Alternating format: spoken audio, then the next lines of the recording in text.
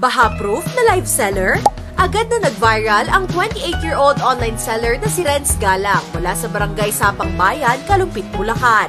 Sa gitna ng baha dala na magkakasunod na bagyong Krising, Dante at Emong, todo demo pa rin si Renz kasama ang kanyang pinsan na si Mary Rose sa kanilang rain gear online.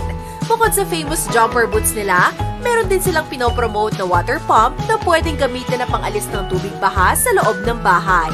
Maraming netizens ang naaliw at humanga sa determinasyon nilang ipakita ang kalidad ng kanilang produkto kahit sa gitna ng kalamidad. Habang nagla-live ako, wala akong alam. Yung mga nagpo-comment please for mga viewers. Uy, na-picture ka na dito, na-picture ka na din. So ako naman parang continue ko lang yung pag-live ko. So ako naniniwala until nag-end live ako tapos nakita ko nga yung napakadaming post na ko sa iba't ibang platforms, social media. Medyo na-overwhelm ako. Kwento ni Renz, matagal na silang nakatira sa Kalumpit kaya naman sanay na silang bahain kahit walang bagyo. Madalas kasi ang high tide sa kanilang lugar, lalo na't malapit sila sa Pampanga River.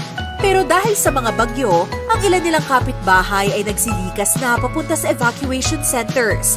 Pero tulad ni Renz, ang ilan sa kanila ay nananatili na lang sa mas mataas na bahagi ng kani-kanilang mga bahay para maging ligtas. Nasanay na po ako na maging may baha sa amin. So, yung mga ganitong sitwasyon, parang normal na lang po sa akin. Nag-start na po yung municipal namin na magkaroon ng flood control project. Doon po sa kabilang bahay, nagtayo sila ng mga dike. Dito po sa side namin, medyo naiwan po. Kahit sanay na sa ganitong sitwasyon, umaasa pa rin si Renz na magpapatuloy ang flood control project sa kanilang lugar. Ang buong bayan kasi ng Kalumpit ay namubog na sa baha dulot ng sunod-sunod na bagyo. Ang paalala naman ni Renz para sa netizens na nakakapanood ng live sellers tulad niya, always be kind.